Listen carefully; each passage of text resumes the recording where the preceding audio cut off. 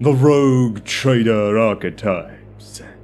Whatever the background of any given rogue trader, he or she will be possessed of a quite exceptional drive to succeed and to prosper.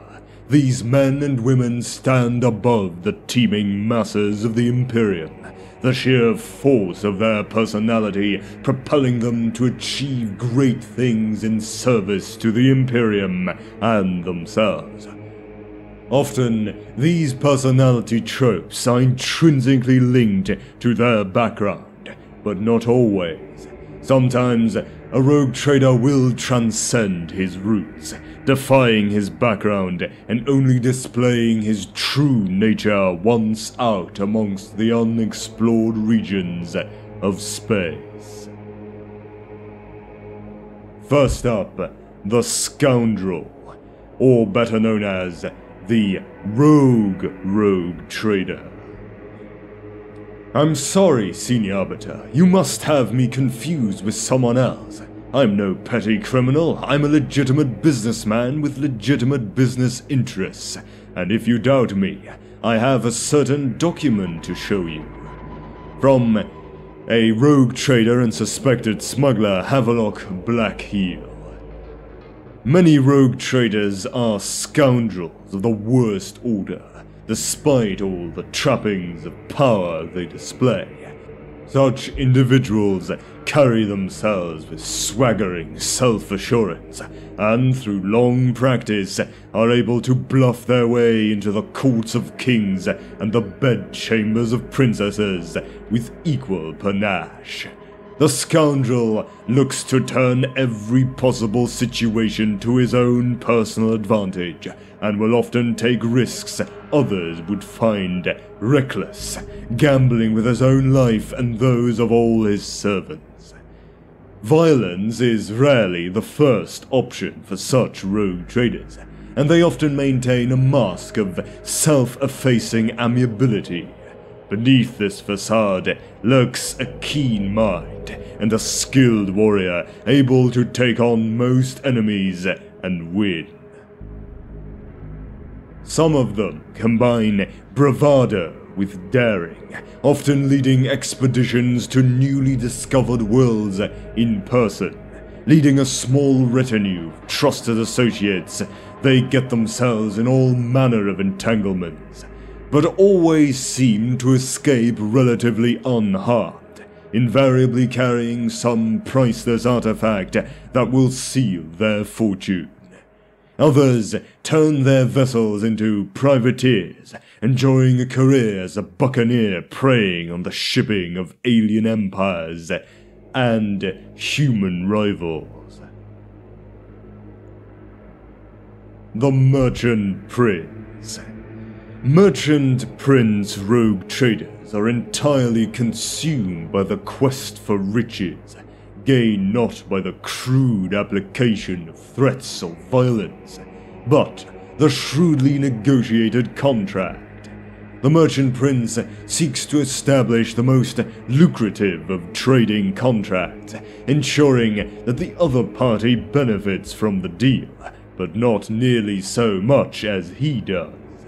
Merchant rogue traders will go to great lengths to avoid military action, believing it a waste of resources. Yet they have no qualms about employing the trappings of military power as an aid to negotiations when necessary. Furthermore, none of them would be so foolish as to neglect the defenses of their assets, and the merchant princes understand the value of their resources better than most. They will, as such, take great steps to protect their investments against competitors and pirates, and maintain the very best personal guards. The merchant rogue trader seeks to establish vast networks of profit, negotiating exclusive trading rights throughout the regions he explores. This has, on occasion, landed such individuals in conflict with the Imperium's authorities, as the rogue trader deals with aliens he should destroy, or allows long-lost human civilizations to remain lost to all bar him, so that he has exclusive access to the archaeotech that is so valued by the Adeptus Mechanicus and coveted by the idle rich of the Imperium's noble houses. The Explorer. There are plenty of rogue traders for whom the greatest drive is the simple joy of pushing back the boundaries of the Imperium, filling in the blank spaces on the maps. These men and women are ceaselessly inquisitive and often highly intelligent, a combination of traits not generally encouraged in the Imperium's servants. Yet, such a combination often proves ideal in a rogue trader, and those few who attain such rank often prove highly successful recipients of the warrant of trade. To the explorer, the most hostile of environments is a challenge to be faced head-on, and the most fearsome of slavering alien beasts is a fascinating opportunity for study and interaction, or sometimes autopsy. The explorer is ever keen to don an envirosuit and plunge headlong into the most dangerous or bizarre of alien landscapes. Despite the risks they take, often without even realizing the danger, many of these explorers appear to be watched over by the Emperor himself. They somehow survive encounters in nightmare-infested death world jungles or haunted alien tomb worlds when others would have fled screaming. Rogue traders of this type often delegate the less stimulating aspects of their rank to their underlings or associates.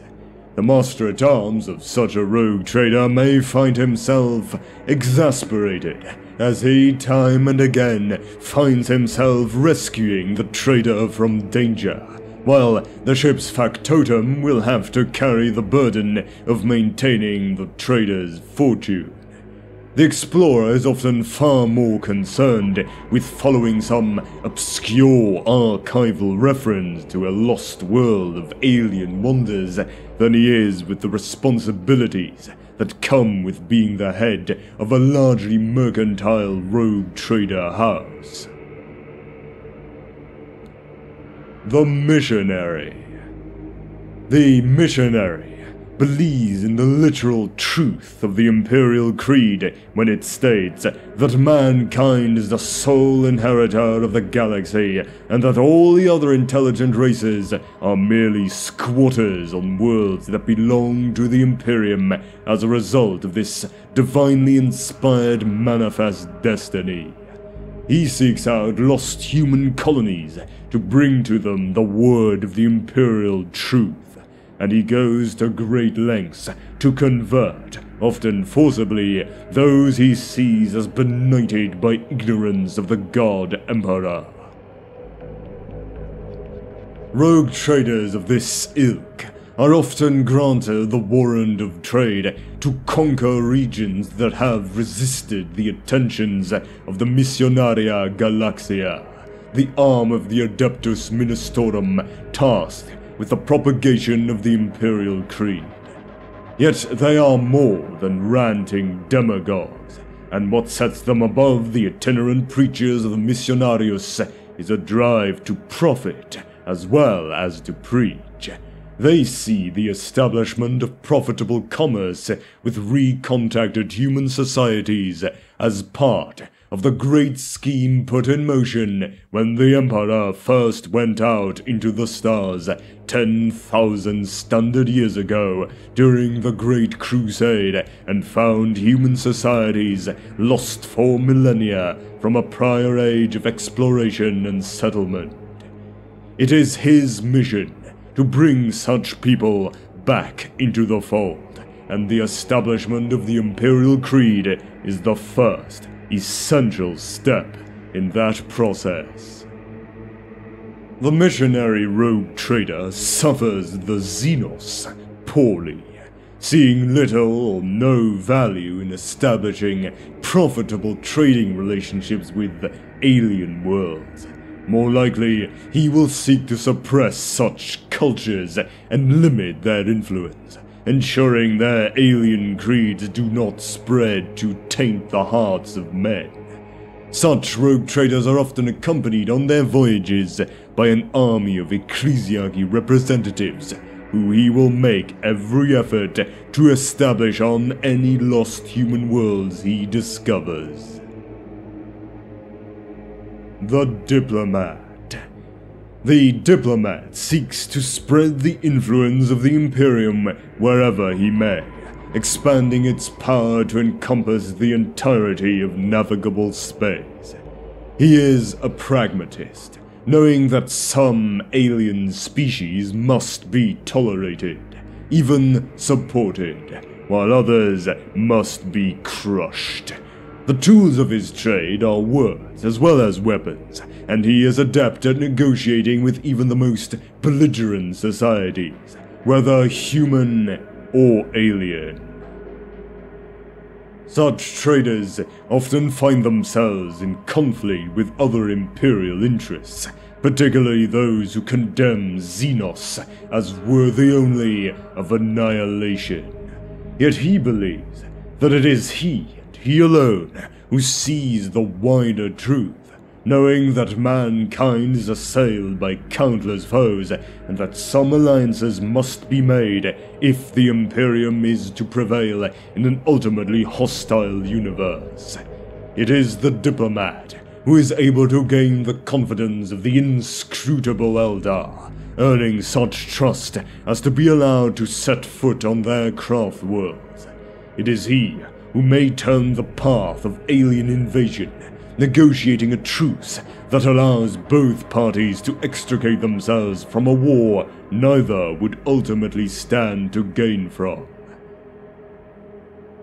Despite his skill with words, the Diplomat has an innate understanding of when they will serve no purpose and when weapons must be used instead. He has the instinctive ability to size up his foes, often upon first contact, gauging the true intention behind their words and actions.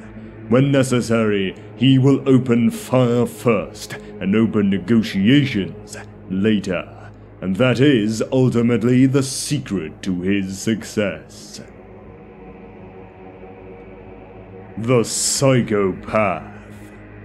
Some individuals are little more than madmen, creatures of instinct and slaves to their own desires.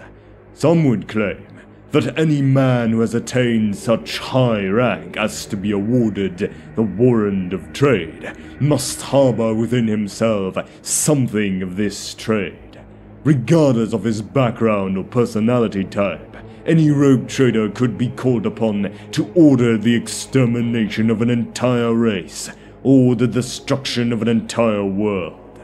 All such men, it is sometimes said, must be psychopathic to a greater or lesser degree, regardless of the facade behind which such a trait is hidden. Some surrender themselves entirely to their inner darkness, dispensing their own personal brand of imperial justice and retribution as they penetrate the outer darkness. They deal with those they come into contact with according to their own shattered moral compass. They are as likely to take personal control over a rediscovered human society as they are to devastate it from orbit, and are often capricious and unpredictable, with a habit of dismissing subordinates for the slightest of misdeeds, whether real or imagined. Many such underlings are invited to make their own way back to Imperial territory, the lucky ones in a lifeboat, the unlucky ones on foot via an airlock. Many of these wild and murderous individuals are highly idiosyncratic in their methods and the style in which they interpret and enact their mission amongst the stars. They might style themselves after figures of legend, some even comparing themselves to the Emperor's primarchs and seeking to emulate the deeds of the Great Crusade in which the Imperium was forged 10,000 standard years ago. Some give themselves and their vessels ridiculously grand titles, such as Grand Conqueror, Emperor's Light, or Scourge of Xenos. With wanton enthusiasm, they wage war on any and all they consider to be an enemy of the Imperium.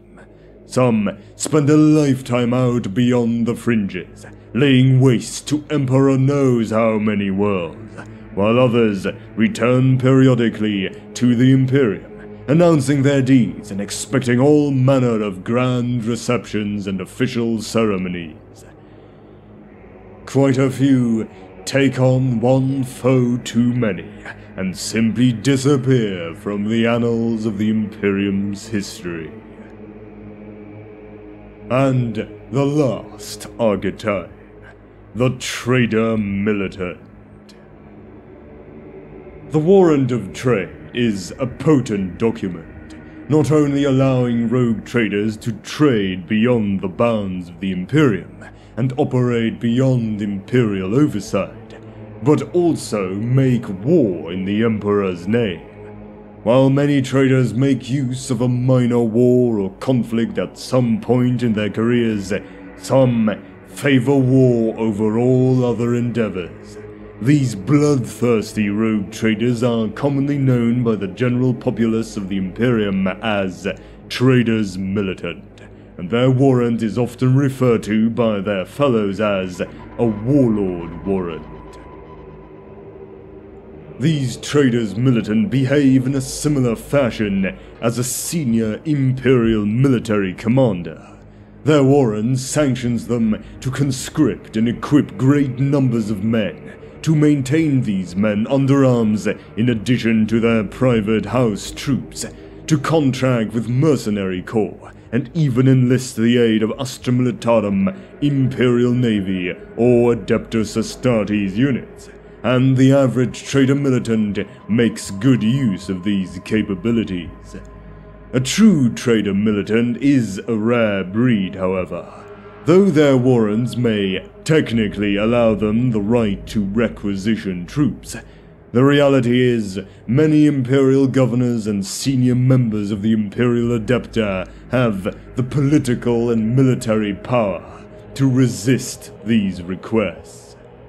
Therefore, Traders Militant tend to be either rogue traders who already possess great wealth and political power of their own, or proven and reliable former servants of the Imperium, such as high-ranking Imperial Guard and Imperial Navy officers granted a warrant of trade for their deeds.